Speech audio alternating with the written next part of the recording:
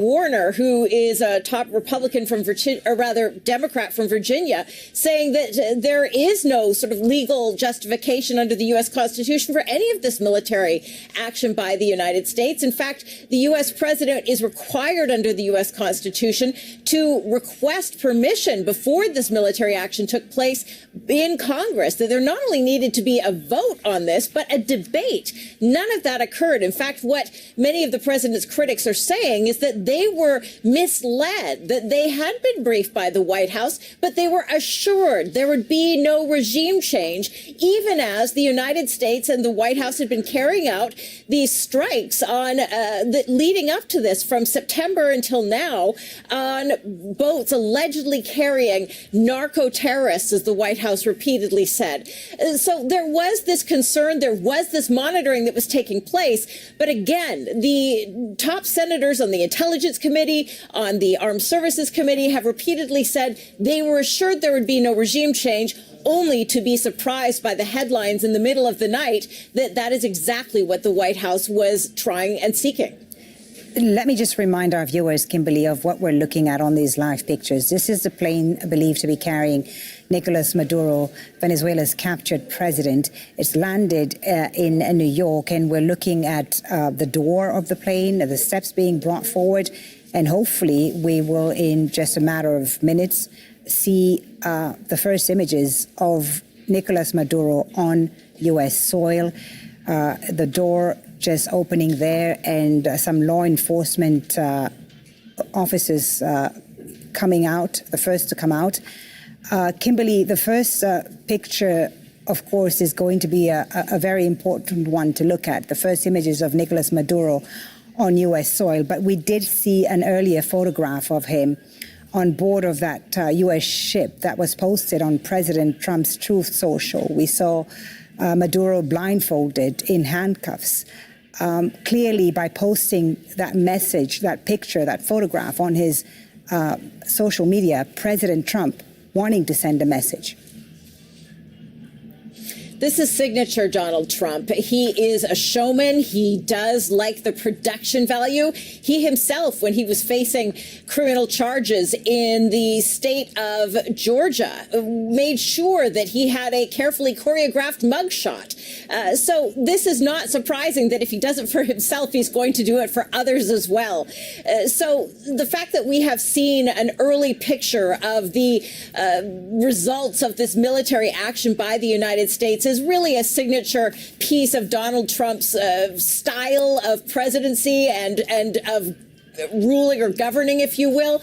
But what we're seeing in terms of these pictures is also quite remarkable. I can tell you that trying to get a television camera onto a military base in the United States is something that is a difficult task. It usually is not allowed. So the fact that there is this visible access and that the media has been brought in to see this arrival is carefully choreographed by the White House. They are trying to send a message to the American people. And the question is, what is that message? Well, I can tell you, given the fact that Donald Trump has been and was elected, that he would be a peacemaker, that he would end foreign conflicts, that he would be less interventionist than, say, his predecessor, Joe Biden.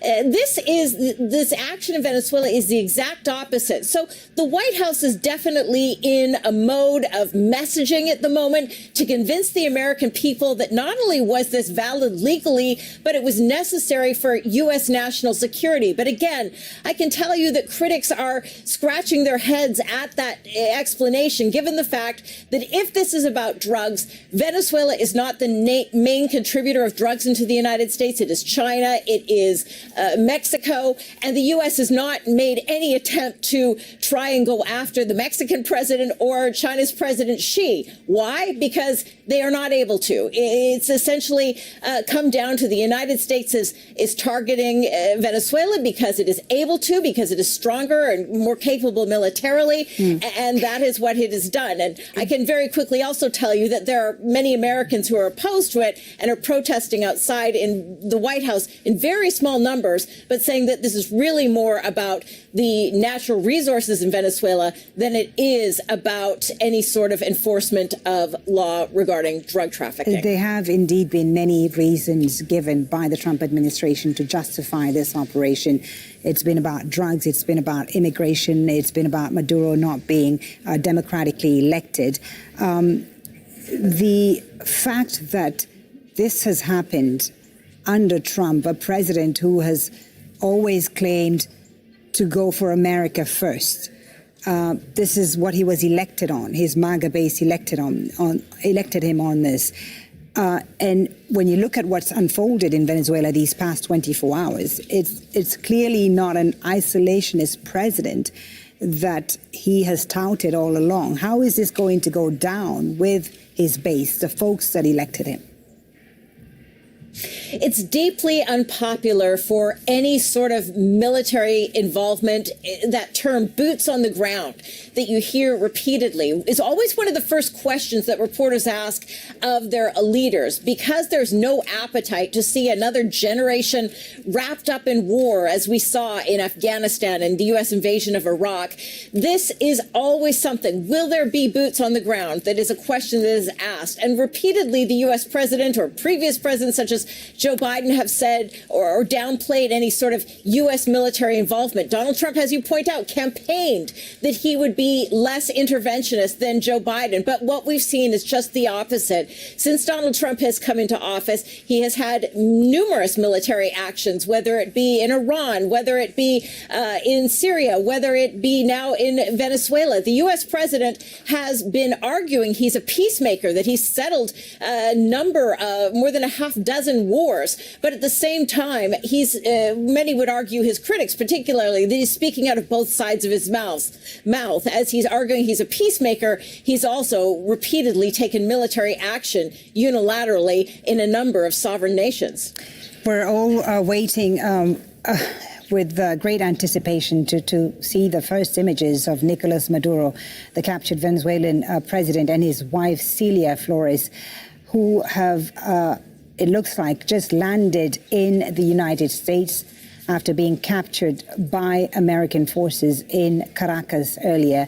This is quite extraordinary, what we've been looking at, Kimberly. I mean, this whole day has been extraordinary in terms of what's unfolded. First, the capture of Nicolas Maduro, then the U.S. president announcing that the United States would be running Venezuela. And now we're looking at this plane, which is believed to be carrying the Venezuelan president, who's probably going to be exiting it handcuffed. It's remarkable for so many reasons. Not only has this blindsided Americans, this has happened, some would argue, quite deliberately to make sure there's no economic uncertainty in the short term. After markets closed on a Friday evening, Americans woke up Saturday morning to this news. But I can also tell you that the news that the United States would be running Venezuela is absolutely shocking to not just the residents of Venezuela, but to Americans who not only can't conceive how this could play out, but there seem to be differing accounts between the Venezuelans and the United States about whether or not this is a mutually agreed arrangement. We've heard from the vice president that, in fact, she says that this was not the case, but the U.S. president, on the other hand, saying just the opposite, saying that he believes that there has been a conversation and that this is an arrangement that's in place. And Folly, I just want to tell you, I've lost IFB, so if our tech folks can reestablish that. If you want me to keep talking, I will for the moment being. But I just want to let you know that this is very unusual, given the fact that the U.S. president has said that he would be working with the vice president to see that there be a safe and proper transition, and yet we're hearing from Venezuela that that may not be the arrangement or the understanding. All right, Kimberly, we're looking at law enforcement officers, I guess, waiting to bring out Nicolas Maduro out of that plane. We will keep a close eye on this. We'll continue to follow the developments there in New York. This military plane, which landed a short while ago at New York's Stewart International Airport, is believed to be carrying Nicolas Maduro and his wife, Celia Flores. This is north of Manhattan. Maduro, as we've been covering all day here on Al Jazeera, was captured by U.S. forces in Venezuela nearly 24 hours ago. He is now in U.S. military custody. He will be turned over to federal authorities as he exits that plane and is expected to be arraigned in New York in a federal court in the Southern District of New York next week, accused of conspiracy to commit narco-terrorism and to import cocaine, as well as possession and conspiracy to possess machine guns and destructive devices. So, Kimberly, I believe you're back with us. We, again, are waiting for Maduro to exit this plane, but the actual court appearance won't happen until next week, right? That is our understanding, and that is because we're coming off the end of what typically Americans take 2 weeks off between Christmas and New Year's. And so the first official business day won't be for another day or so. And that's when we expect that we will see this formal indictment or charging of Nicolas Maduro and his wife, Celia Flores.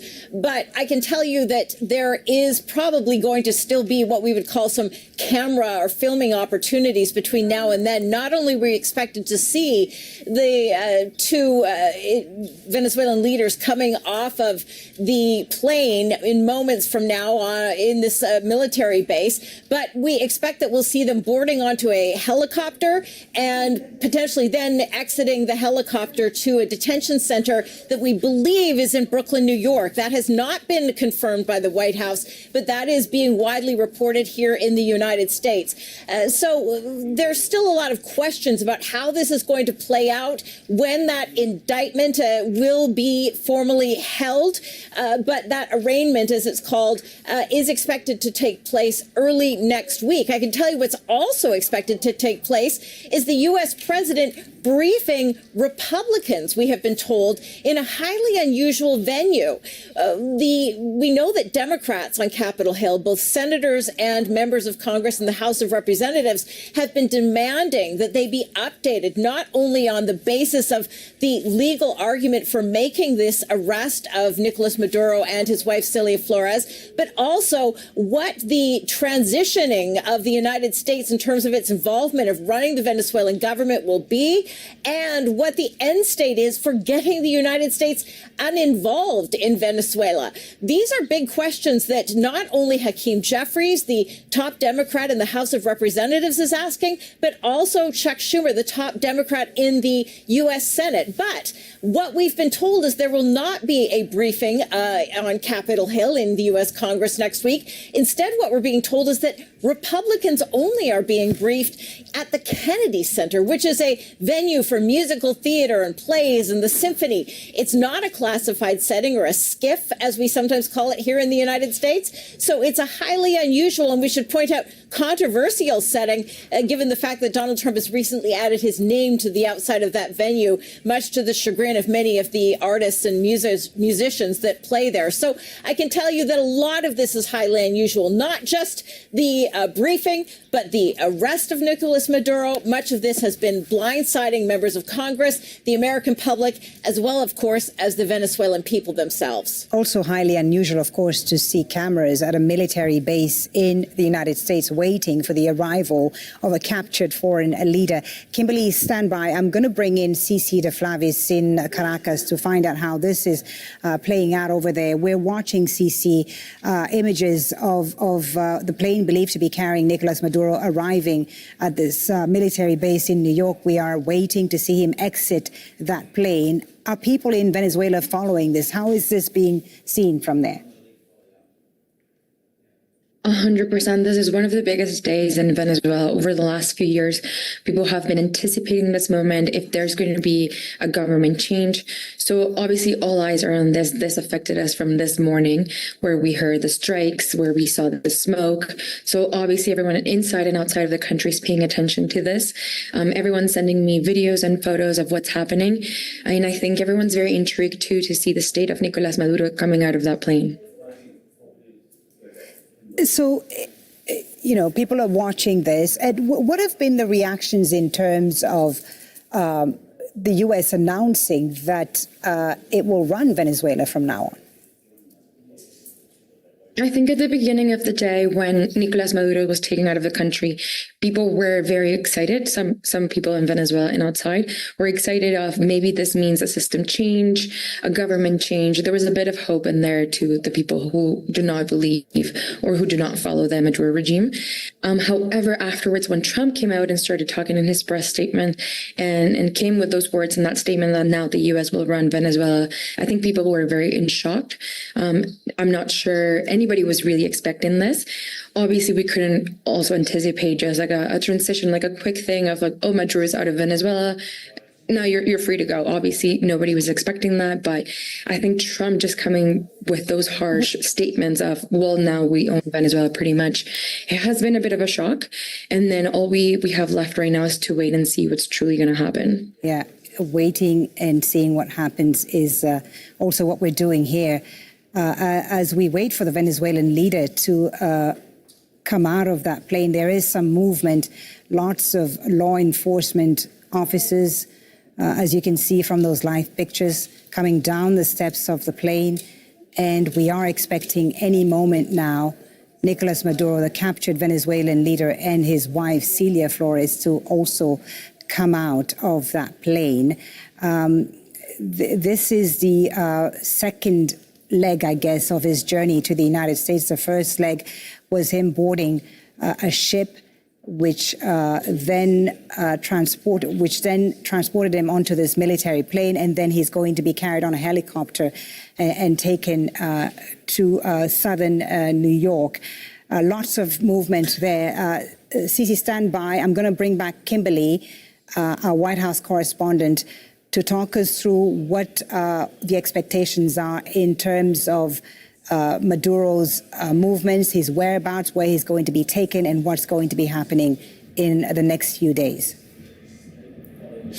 We're really in some uncharted waters in terms of how this is going to play out, not just because Donald Trump is somewhat of an unpredictable president, but because it's been decades since we've seen major military action by the United States in Latin America, really not since the arrest of Manuel Noriega, the general in Panama, I believe 30 years ago, have we seen anything like this? So it's been a long time since Americans have seen this type of imagery playing out on their television screens. It's highly unusual. And again, it's going to be debated and scrutinized for days, if not years to come, because the United States is making the argument that this is about law enforcement, that this is about drugs, that this is about illegal immigration, and this is about restoring democracy to the people of Venezuela. But at the same time, we don't see the United States taking similar military action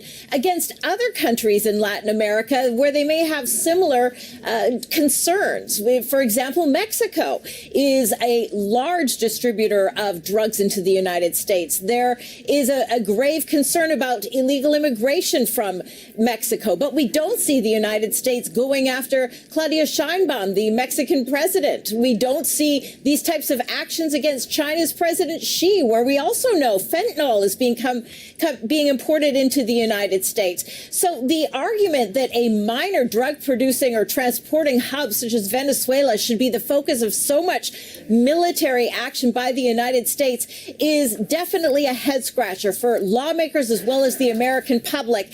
The arguments that this is about enforcing the law is not something that is making sense or really being rationalized by the American people, because they see that the Drug Enforcement Agency of the United States has said that Venezuela is not the top primary provider of drugs into the United States. So this is what's known in the United States as realpolitik. In other words, might makes right. Why is the United States doing this? Well, many are speculating it's because the United States can. Venezuela is smaller. It doesn't have the ability to match the military might of the United States. And given its vast natural resources of oil reserves, of gold, of rare earth minerals, which are highly coveted by the United States in the defense industry, in the use of cell phones in the United States and technology, that there may be other motivations other than just trying to enforce drug enforcement in the United States. And that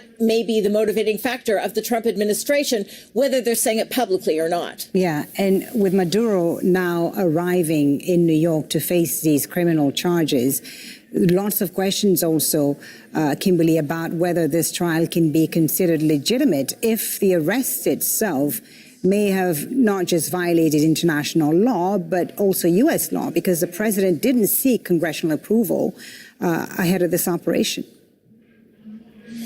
And that is something that, unfortunately, for those who follow the U.S. Constitution carefully, I'm required to do so for my job, this is certainly a concern, given the fact that we've seen not just Donald Trump, but a succession of presidents since the U.S. invasion of Iraq, really sidestepping the U.S. Constitution and the requirement to seek congressional authority before taking military action. That Donald Trump has done it, Joe Biden, his predecessor, has done it, even Barack Obama has done it as well. And the concern is that there is a growing imperial presidency that the United States has inherited in the last generation or so. These are co-equal branches of government. The White House should not have more power than the U.S. Congress. And that's why the U.S. Constitution says presidents must seek congressional authority in order to take military action. But we've seen that being completely disregarded, and we've not seen the U.S. Congress holding the White House to account. This is the latest example with the arrest of Nicolas Maduro. What I can also tell you is there are real questions about how this will have an effect on future military action in the United States, given the fact that, once again, the White House has seemingly taken action without Congress's permission and really is facing no consequence. Kimberly, let me go back to Sisi in Caracas to talk more about the reaction within Venezuela. I mean, there's been no love lost, Sisi, between the Venezuelan people and Nicolas Maduro. He wasn't popular exactly. He has his supporters, of course. How have people been reacting to his capture and to that photograph of him in blindfolds, handcuffed? And how will they be reacting to him probably coming out of this plane in handcuffs as well? Well, over the last few years, it's been very rough for the Venezuelan people inside and outside of the country. Since Maduro's regime, more than 9 million people have left Venezuela, and even a little bit before his term started.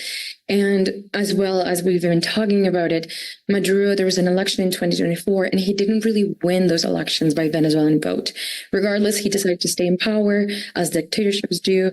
And most Venezuelan people were exhausted to have him as the leader of the government, who was impoverishing people, who was imprisoning everyone that talked or spoke against him, or the government itself. So overall, people have this little bit of sense of relief of things might change inside of the country. There might be a bit of hope that we can get out of this humanitarian crisis.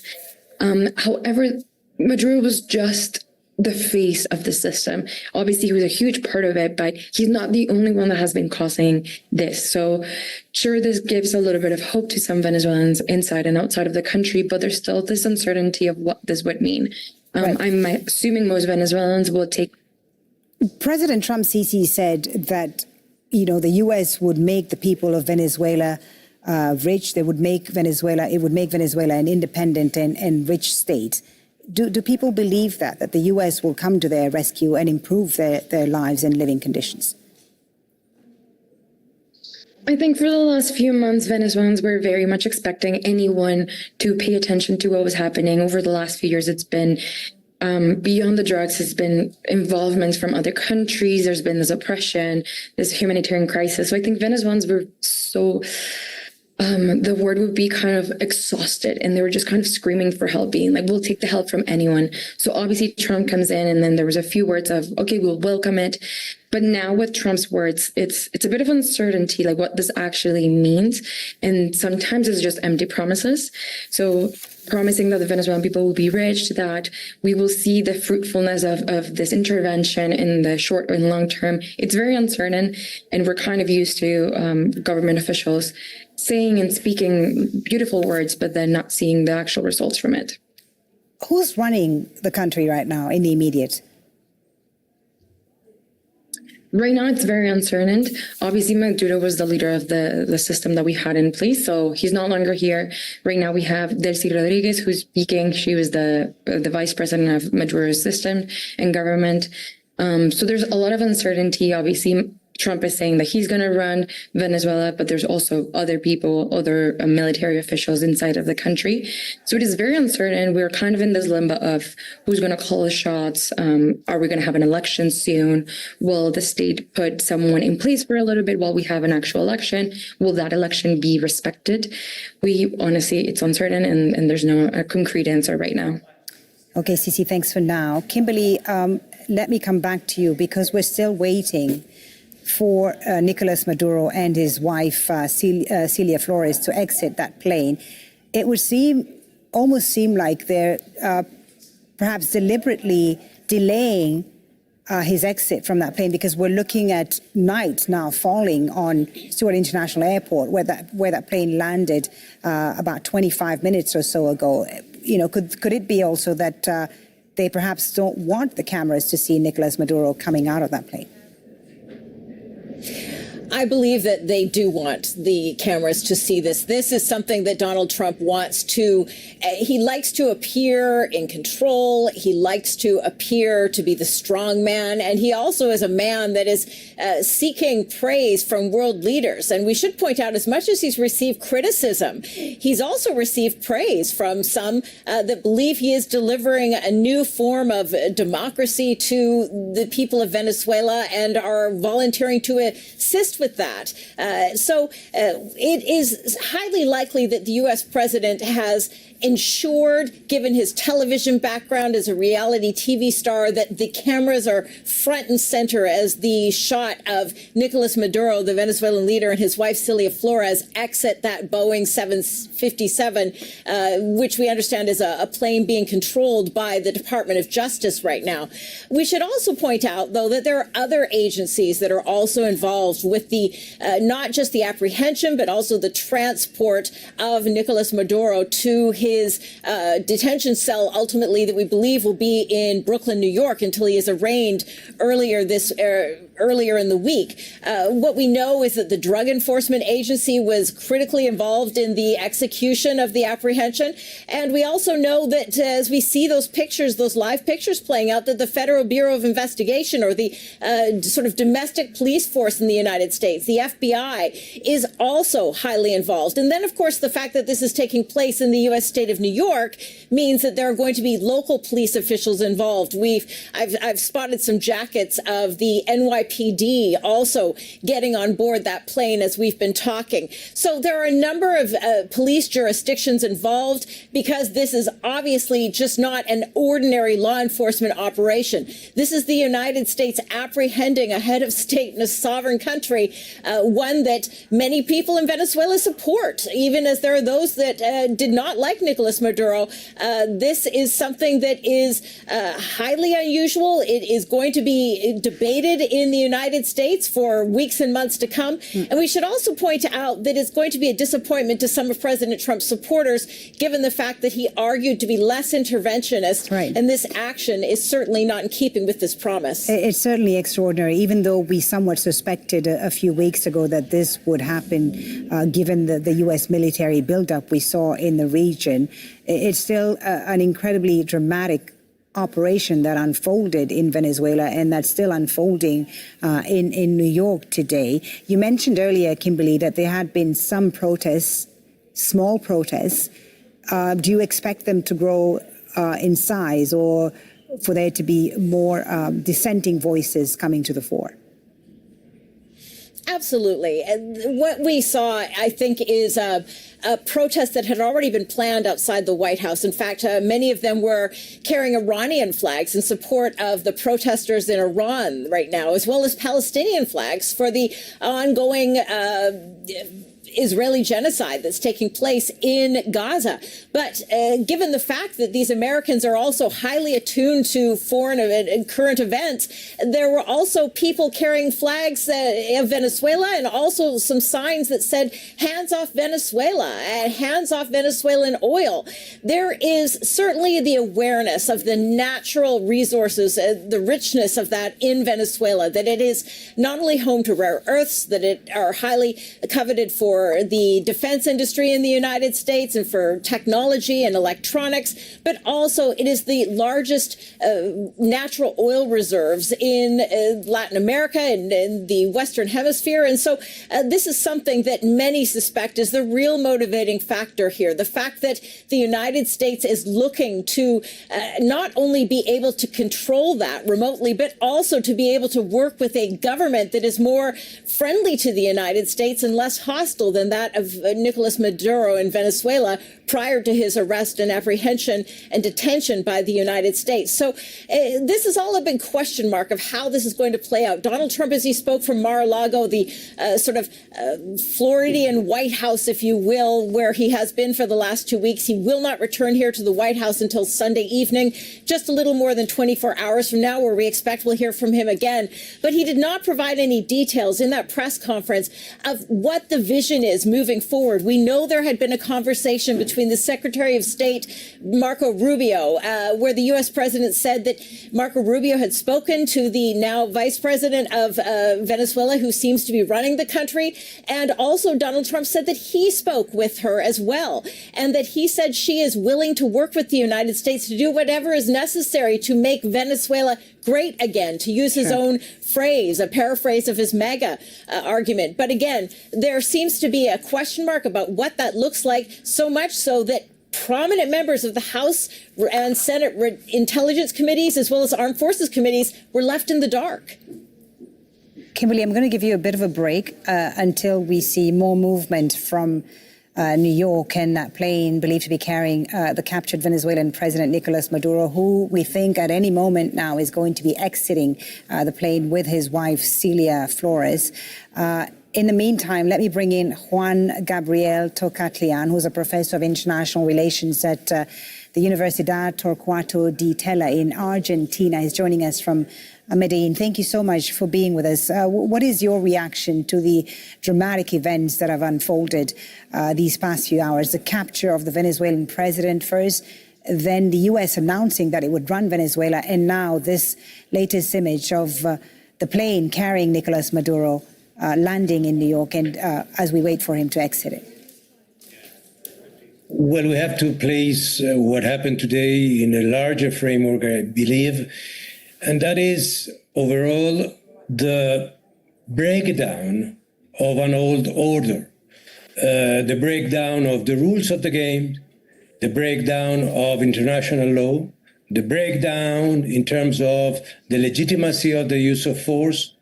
And somehow we have been witnessing in the last 5 years several episodes where main powers, main actors have used openly violence against a neighbor, another country, a friend, an old friend, or whatever, for the sake of its own purpose. No one is shaping now, today, the global order. In that sense, then, what happened in Venezuela is something very dramatic for Latin America, because Latin America has been outside the radar of the main powers in terms of the use of force, direct use of force. By now, we are witnessing the probability of an ongoing conflict, a situation without control, and the possibility of major additional problems in the region. Who should be worried the most right now, you think, in the region? I think that the region is witnessing something unparalleled in terms of its cohesion. For the first time, I would say, in the last 50 years, the level of fragmentation among Latin American countries is dramatic, is significant, is overwhelming. So you have a series of right-wing governments that support President Trump action. Then you have a set of governments from the left that obviously severely criticize what has been done today. And in the middle of all of this, the fact that maybe we are witnessing a sort of quid pro quo. That means that maybe this is a signal from Washington to Russia to say, well, you have a free hand in Ukraine. I need my own free hand in Venezuela. So if Latin America becomes a point of reference in terms of this global question of power politics, I think we will suffer a lot in the coming years. The U.S. has not removed a Latin American leader by force since Daniel Noriega in Panama in 1989. Do you think this now marks a new phase of U.S. interventionism? And again, to my question previously, who in the region, which leader should be most worried today? I will say that the question is that what happened in 1989 with Noriega was a direct invasion, then the kidnapping of Noriega. What we have today is an attack, a military attack, but not an invasion of Venezuela. This was a very unusual operation. We have no real data of what was going on, why it was so easy. We do not know what happened within the armed forces of Venezuela. We just know that it happened, and we need some more details about But you say not an going on. invasion of Venezuela, Juan Gabriel Tocatlian. But at the same time, we're hearing the Americans say that they're going to be running Venezuela now, and Donald Trump not ruling out yes, they can say having boots on the ground. They want. I understand. They say that they want to run Venezuela, but that is not easy, and that will not be done by any president of the United States or whoever he wants to send there. The question here is that the Venezuelans will not accept to be a protectorate of the United States. And I think that this type of language is incendiary. We do not need now more questions that will arouse more problems within Venezuela. So what are the likely scenarios now here with Nicolas Maduro gone, not just for Venezuela, but for the wider region? I would say that there is a moment of fear all along Latin America. What is the next step by the U.S. government? President Trump has been insisting that the question is drugs, fentanyl, cocaine. Then we know that cocaine, its mainly producer is Colombia, and that fentanyl, the mainly exporter is Mexico. Is he willing to go far enough as to create some military action in those countries? I believe he will not do that, but I also understand that he has several advisors that, for example, like Marco Rubio, may think that this is a time to go for Cuba. If there is a downfall of a leader in Venezuela, why not now look for Cuba? Let's get the view from Venezuela once again, from inside Venezuela, and bring in Cici de Flavis